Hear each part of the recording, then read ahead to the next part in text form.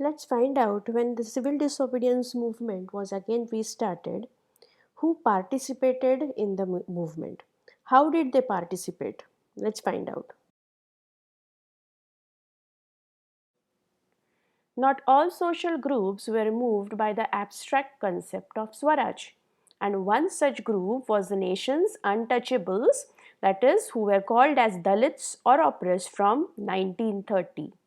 For long, Congress had ignored the Dalits for fear of offending the Sanatanis, the conservative high caste Brahmins, as they had the fear that they might alienate the non imperial power, that is, the businessmen and also the rich farmers in the countryside. In the similar manner, when it came to the caste differences which were present in our country, class differences which were present in our country. So, over here Congress felt that if this might offend the Sanatanis, the conservative high caste Hindus, but Mahatma Gandhi declared that Swaraj will not come for 100 years till the time we do not remove untouchability from the country, do not eliminate untouchability from the country.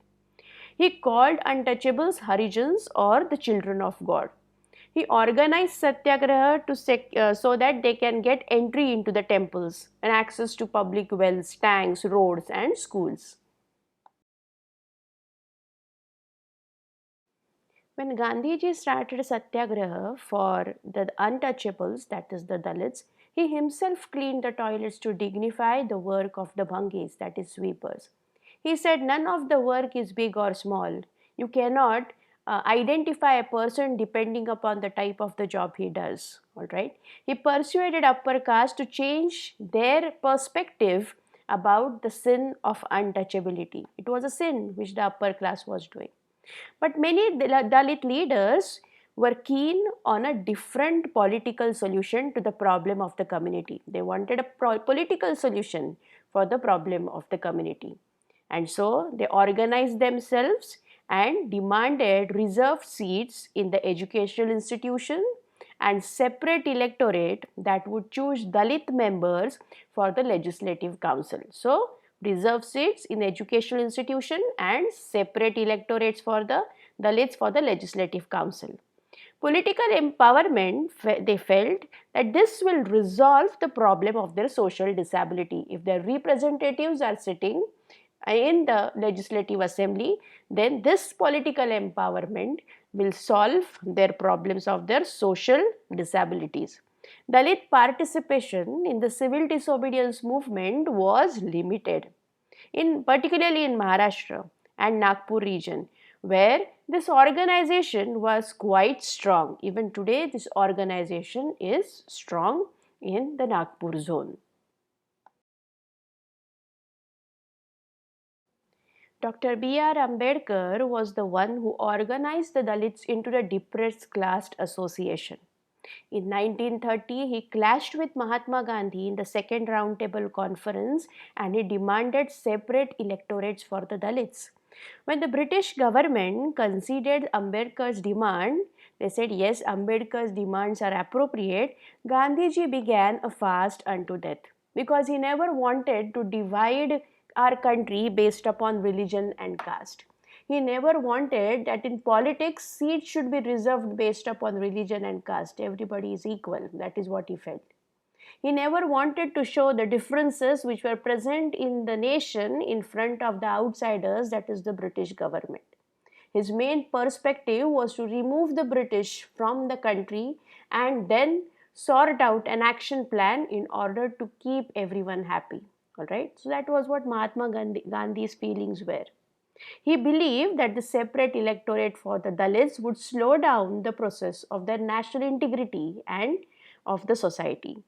Ambedkar ultimately accepted Gandhiji's position and as a result he signed the Pune Pact of September 1932. The Pune Pact refers to an agreement between Dr. Babasaheb Ambedkar and Mahatma Gandhi. This pact was signed at Yerwada Central Jail in Pune. It was signed by Pandit Madan Mohan Malviya and some Hindu leaders and Dr. B.R. Ambedkar and some Dalit leaders.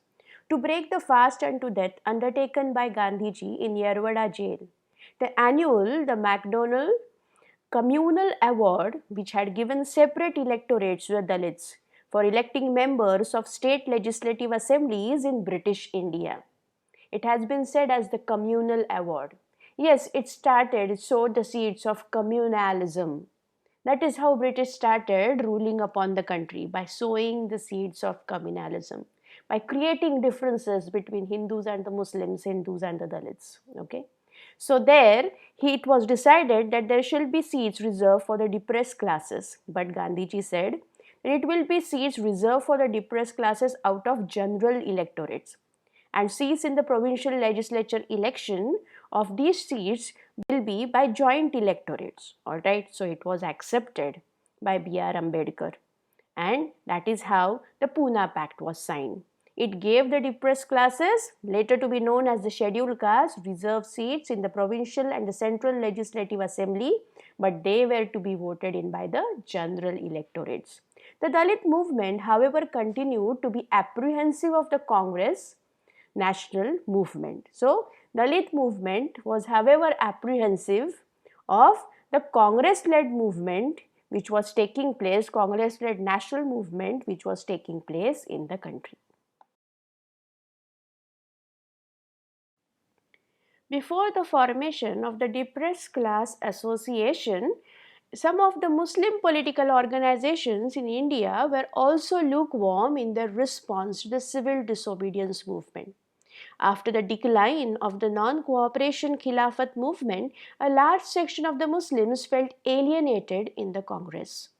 As from mid 1920s, Congress came to be more visibly associated openly with Hindu religious nationalist groups like the Hindu Mahasabha.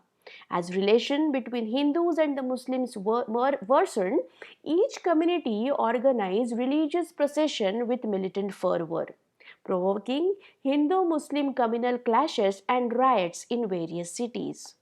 One such example is a procession which took place in Mumbai in year 1893. When it reached near a place of prayer of another religious community, it was pelted with stones. The quarrel ensued between these participating in the processions and attackers, and finally resulted in a communal riot. Similarly, another incident occurred in the coming year in 1894 at Pune. Behind both these incidences were the support of the colonial rulers to the narrow-minded people involved in this act. From here starts the communalism, which was evident on some occasions in the Gandhian era of the national liberal movement of India. As we have already said, that Gandhiji was committed to communal harmony.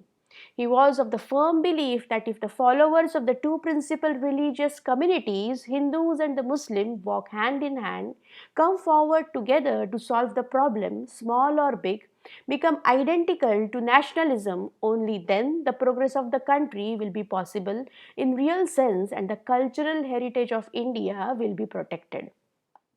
So every riot deepened the distance between the two communities. So that is how the Muslims were lukewarm in their civil disobedience movement, as they felt alienated and they felt that Indian National Congress was more associated with the Hindu Mahasabha. The Congress and the Muslim League made efforts to renegotiate an alliance, and in 1927 it appeared that such a unity could be forged. The important differences were over the question of representation in future assemblies that were to be elected. Muhammad Ali Jinnah, one of the leaders of the Muslim League, was willing to give up the demand of the separate electorates if Muslims were assured reserved seats in the Central Assembly and a representation in proportion to population in the Muslim-dominated provinces, Bengal and Punjab. As per the population, that many representatives should be sitting in the legislative assembly. That is what Mr. Muhammad Ali Jinnah was demanding. All right.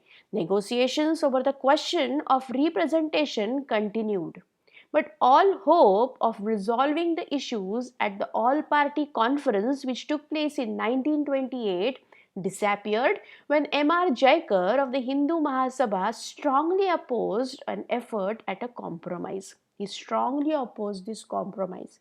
He said it is not possible. It's not possible to have that many representatives as per the population which is present in Bengal and Punjab.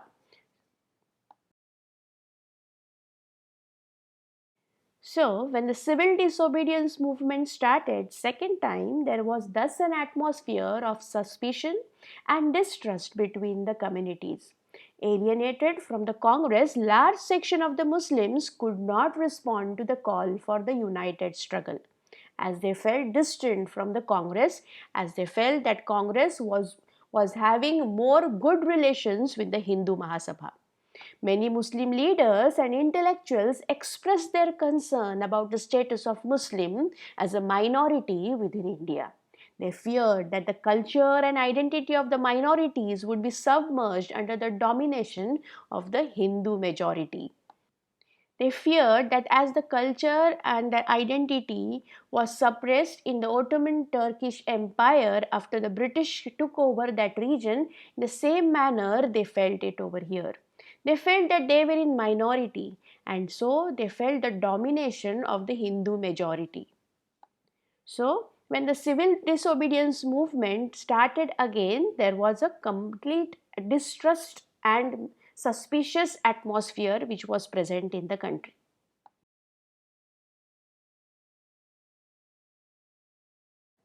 So, what are the key points that we have to remember for this part? Let's find out.